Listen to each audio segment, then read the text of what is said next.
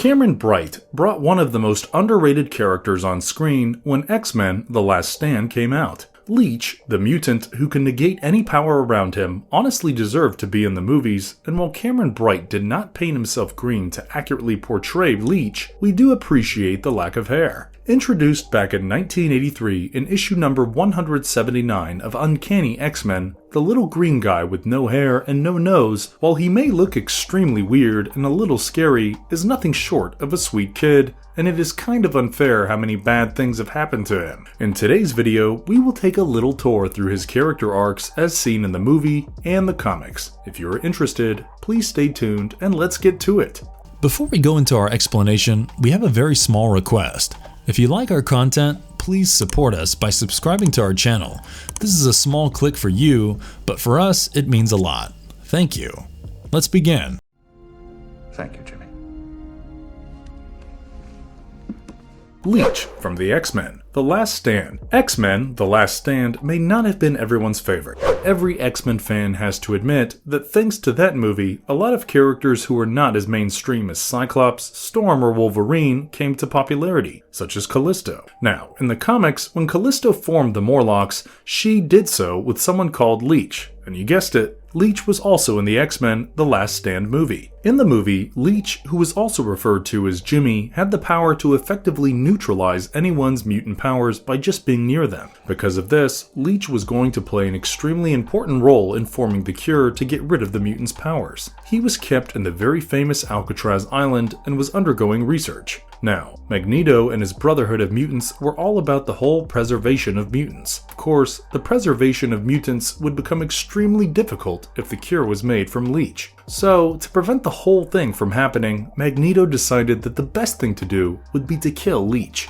Together with his Brotherhood of Mutants, Magneto showed up at the research facility on Alcatraz Island with an absolutely foolproof plan. However, what Magneto was not expecting was to find the X-Men there, defending the facility along with the humans. This led to an all-out war outside, with iconic fights like Storm and Callisto going after one another. In the middle of this chaos, Magneto sent Juggernaut to go find Jimmy. Now, as the X-Men were there to protect him, hearing that threat, Kitty Pryde phased through the walls trying to get to Jimmy first. While she does get to Jimmy first, she is unable to escape with Jimmy because her power is neutralized in his presence. Using some quick thinking, instead of running away, Kitty waited with Leech in his cell. Soon enough, Juggernaut showed up, crashing through the walls like a wrecking ball. Once he was there, Kitty taunted Juggernaut until he charged at them. Kitty pulled Leech out of Juggernaut's way just in time, leading to Juggernaut clashing head-on against the wall. With his invulnerability gone, thanks to Leech and his powers, Juggernaut lost consciousness from the crash,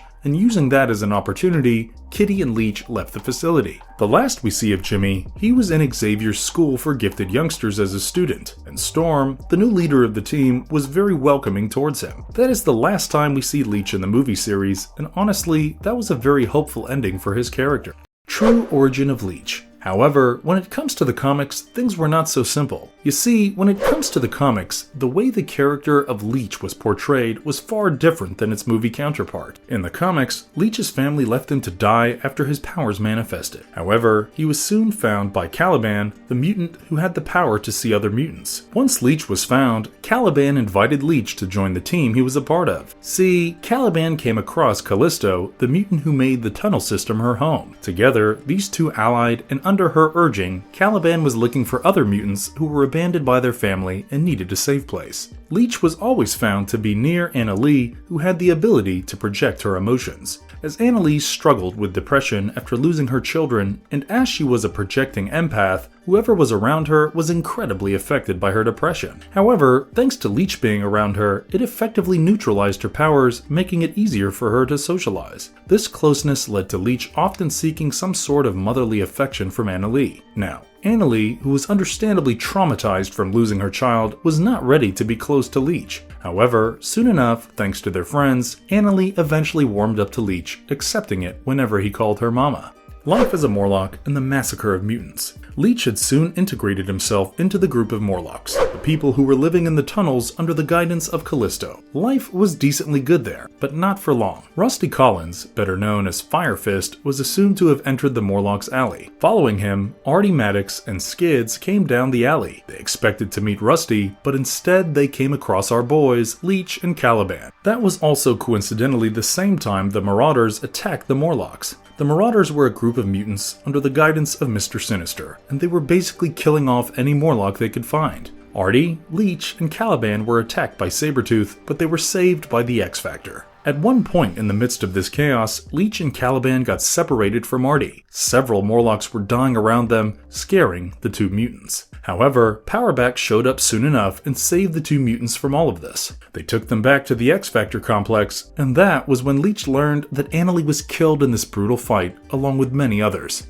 Now, Caliban and the other Morlocks who were saved decided that it would be better if they went back to their home, the alley. This led to Leech and Artie parting ways. Beast, who had initially brought Leech to the X-Factor complex, tried to help him reconsider. While he was doing so, he was attacked by the Mask. Mask fought with the Beast and soon disfigured him. He would have gone further, but before he could, Caliban and Leech showed up. With Leech negating their powers, Caliban was able to beat Mask up and force him to change Beast back to who he was. But this was not the last time Artie and Leech ended up crossing paths.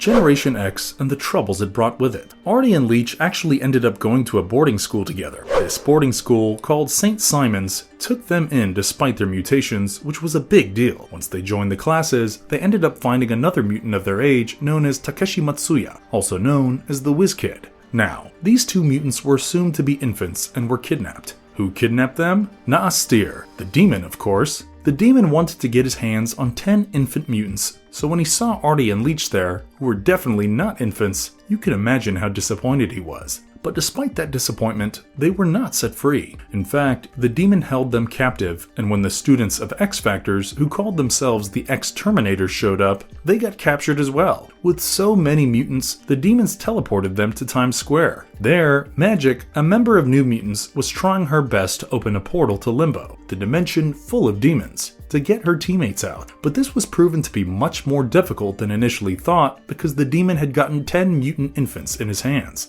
These 10 kidnapped infants were known as the Inferno Babies. He basically got the babies to do this whole ritual by placing them on the ends of the pentagram. As these kids did not have any impurity, their pure souls acted as the physical conduits for this whole ritual. On top of that, as kids, they did not have remotely enough control over their powers, so whatever amount of power the demon forced into the kids would not have any other choice except to accept it as is. Now, with the Inferno Babies gathered, the demon Naastir was proving to be quite difficult to beat. The portal he had opened was not closing no matter how hard anyone tried. The X-Terminators were still trapped. That was when, thanks to Taki, Artie and Leech were able to figure out how to get into the computer that the demon was using to keep the portal open. Once they figured that out, they were able to shut down the computer, weakening the portal and saving the X-Terminators. Once the X-Terminators were freed, Artie and Leech joined them and decided to do a rescue mission on the babies. They joined hands with the New Mutants, and now the plan was to disrupt the pentagram and close the portal. Rusty, yes, Fire Fist suggested that the X-Terminators look for Taki while the rest work on rescuing the infants, and sure enough, that worked out really well. Leech ended up sitting together with the infants while everyone else tried to get back Magic. After the whole event was over, the new Terminators and X-Mutants went back to the X-Factor ship together with the Inferno Babies and their new friend Gossamer, who showed up thanks to Magic's adventure in Limbo. After this incident, the two boys went back to St. Simon's and went back to studying like they were supposed to. However, soon enough, they were kidnapped yet again, this time by the Gene Nation. The Gene Nation was basically the second generation of the Morlocks who survived the whole mutant massacre that happened, which led to Annalie dying. These people were actually brought up in a different dimension that had a faster flow of time. They came back to the original dimension with one goal: to hurt anyone who had wronged them. Now, the Gene Nation targeted as many humans as they could, and they did not show them any mercy whatsoever. As we have discussed before, the Morlocks were formed by a group of mutants who did not have any place to go, and understandably, the mutants were kicked out like this because of humans. Leech and Artie, despite being there during the massacre that wiped out the majority of the first generation of the Morlocks, did not feel any type of vengeance against the humans as these people did, and so they did not want anything to do with them. However, there was no way they were able to escape, so they both waited until Generation X showed up and saved them. Indebted to Generation X, the two boys decided to join the group as junior team members for a while. Once rescued by Generation X, the boys shifted to the Massachusetts Academy under the care of Emma Frost. While at the Massachusetts Academy, the boys met Franklin Richards, son of Reed Richards and Sue Storm. This fateful meeting led to the boys becoming a part of Franklin's team of superheroes known as the Daydreamers.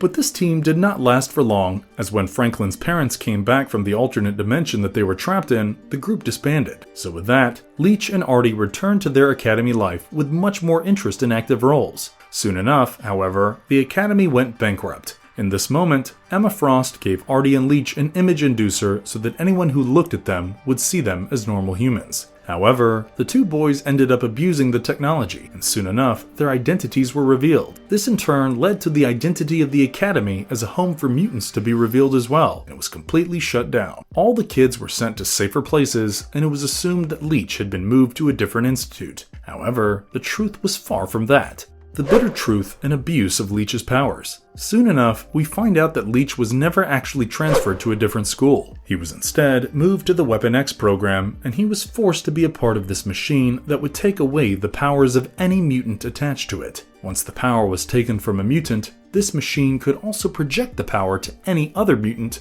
which made this machine significantly dangerous. Sabretooth, who was a part of the Weapon X program, basically took Wolverine's healing powers away using this very machine that we are talking about. This procedure was understandably grueling, and Leech miraculously survived the whole ordeal. However, even after siphoning his powers, the Weapon X program did not let him go and used him to keep the other mutants they had captured in check.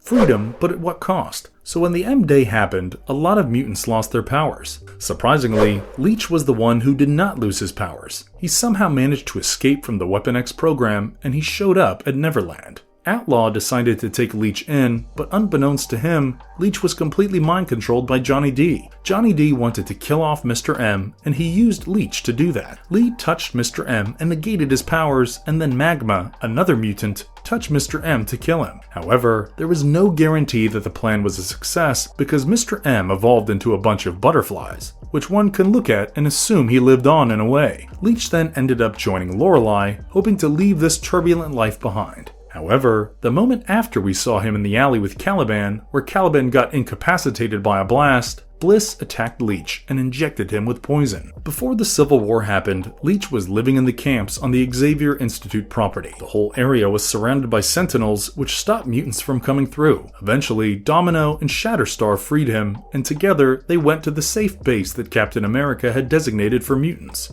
There was a standoff between the S.H.I.E.L.D. and X-Men about the mutants, and while this was happening, Johnny D and General Laser were trying to wipe out the mutants. Finally, with the help of X-Men, Sentinels and some Avengers, the mutants who were still using their powers, were saved from this massacre. Cyclops' powers went crazy during this fight, and Leech negated them, saving his life. The recent events in Leech's life. The last we saw of Leech, he was actually given a key to the Baxter Building and was asked to live with the Fantastic Four as a part of their future foundation. This was obviously because he was buddies with Franklin. In fact, this whole conversation happened at Franklin's birthday party. Leech ended up accepting this offer and stayed with the Fantastic family as a ward of Reed Richards. He was also seen helping a student from the Avengers Academy. This student was Hazmat, and she was unable to go outside without her containment suit. However, thanks to Leech's powers, she was able to go outside and even meet her parents without endangering anyone she loved, as Leech's powers negated hers. Once Krakoa, the mutant nation, was established, Leech became a citizen there with his friend Artie, and we saw the two boys fighting in the Silver Samurai Dojo and Leech winning against Artie. From comics to screen, unraveling the diverse depictions of Leech. While one might think that Leech's first television appearance was the movie, that is quite incorrect. We get to see Leech in the X-Men animated series and X-Men Evolution. In the animated series, Leech is shown to be suffering from a disease that seems incurable. So he gets a blood transfusion from Wolverine, and thanks to Wolverine's healing factor, Leech gets better. Now, this version was short and sweet and did not necessarily explore his character a lot.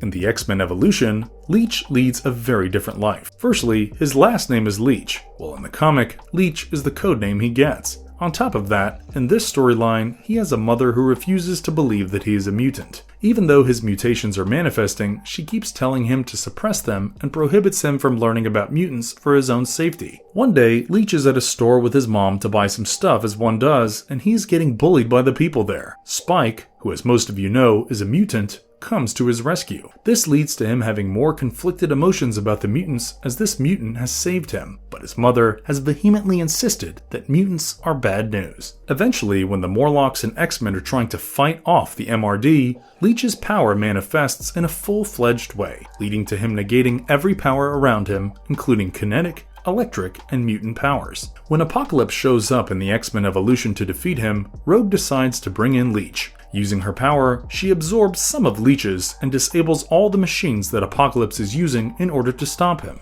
How powerful is Leech? While the movie did not give Leech his telltale green skin tone or his rich backstory, the one thing that the movie version did not change was his power. Leech has the ability to project a dampening field of sorts from his body. When in the vicinity of this field, none of the neural pathways that are related to some paranormal abilities will work, preventing people from sowing their mutant or magical abilities. The radius of this dampening field is about 10 yards from where Leech is. On top of this, sometimes, based on the power he is negating, Leech's power can even change the physical appearance of a person. While the ONE, or 1, consider him a low threat, I personally think that Leech can easily create more chaos than we think he can by cancelling out the powers of people at some vital time. Marvelous verdict. The movies may not have done a lot of things right, or maybe they have. The opinions vary from person to person. However, as a budding X-Men fan, I was personally extremely grateful to the original X-Men trilogy for introducing me to characters like Callisto and Leech. Leech's power is really cool, and I would honestly not be surprised if there was an arc where his power was being misused to oppress the mutants of Earth 616. I, for one, am very excited to see the new adventures and misadventures Leech will end up embarking on in the future issues of the X-Men comics. And if you liked our content, don't forget to leave a like and subscribe to us if you haven't already. Have a good one and be safe. Thanks everyone.